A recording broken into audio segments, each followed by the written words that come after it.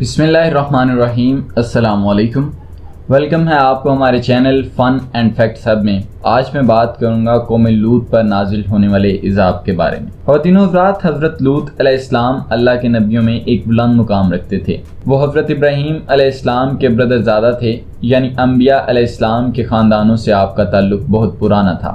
آپ علیہ السلام حضرت ابراہیم علیہ السلام کے حکم پر مصر چھوڑ کر اردن کے علاقے مصدوم میں قیام پذیر ہوئے اور دین حق کی تبلیغ میں مصروف ہو گئے۔ حضرت لوط علیہ السلام نے مصدوم میں آ کر دیکھا کہ یہاں کے باشندے فواحش اور اخلاقی برائیوں میں اس قدر ملوث ہیں کہ خدا کی پناہ۔ ان میں بہت سی برائیاں تھیں، مگر ایک برائی تمام اقوام سے علیحدہ اور بڑھ کر تھی، اور وہ یہ کہ وہ مرد اپنی خواہشات نفسانی عورتوں کی بجائے مردوں سے پوری کر لیتے تھے۔ اس پر یہ کہ اپنی اس حرکت کا وہ کھلے عام فخر سے تذکرہ کرتے تھے اور اس بات پر خوش ہوتے اور مزید شہود پاتے تھے۔ نبی علیہ السلام حضرت لوط نے ان کو بہت منع کیا اور بتایا کہ یہ برائی ہے، اور یہ بھی بتایا کہ ان سے پچھلی اقوام کیسے عذاب الہی سے دوچار ہوئیں۔ وہ اللہ کے حکم سے سرکشی برتنے پر ہی سزاوار ہوئیں، مگر اس قوم پر اس بات کا کوئی اثر تک نہ ہوا، بلکہ انہوں نے صاف کہہ دیا کہ لوط علیہ السلام کو وہ شہر ہی چھوڑ دینا چاہیے، کیونکہ وہ اور ان کا خاندان نیک اور پاک ہیں۔ مزید یہ کہا کہ اگر آپ سچے ہیں تو خدا کا عذاب لا کر دکھائیں۔ خواتین و حضرات، اگر میں آپ کو حضرت ابراہیم علیہ السلام کی فرشتوں سے ملاقات کے بارے میں آگاہ کروں تو اس وقت حضرت ابراہیم علیہ السلام کو اللہ کے بھیجے ہوئے 3 آدمی ملے۔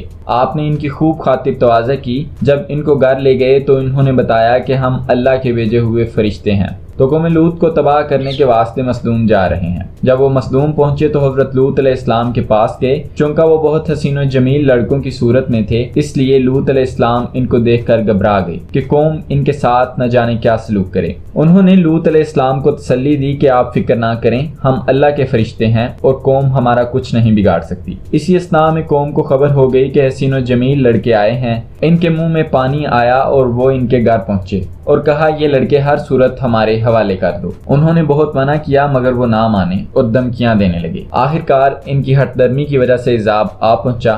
رات ہوئی تو حضرت لوط علیہ السلام اپنے خاندان سمیت گھر بار چھوڑ کر نکل گئے۔ تھوڑی دیر کے بعد ایک خوفناک اونچی چیخ نے پوری بستی کو تباہ کر دیا۔ پتھروں کی ایک خوفناک بارش نے ان کا نام و نشان ختم کر دیا۔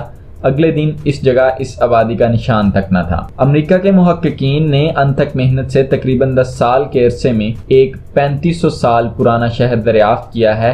مسلسل تحقیق کے بعد امریکن تحقیق کاروں نے یہ دعویٰ کیا ہے کہ یہ شہر اللہ کے عذاب سے تباہ ہوا تھا، اور ان لوگوں نے یہ بھی دعویٰ کیا ہے کہ یہ شہر حضرت لوط علیہ السلام کی قوم کا تھا۔ خواتین و حضرات، اس واقعے سے ہمیں یہ سبق ملتا ہے، ہم جنس پرستی اللہ کے حکم کے مطابق گناہ کبیرہ ہے اور یہ سخت عذاب کا باعث ہے۔ ہمیں اس سے بچنا چاہیے اور اپنے ارد گرد موجود تمام دوستوں کو بھی اس سے دور رکھنا چاہیے۔ یہ تھی ہماری آج کی ویڈیو۔ امید کرتا ہوں آپ کو ہماری ویڈیو پسند آئی ہوگی۔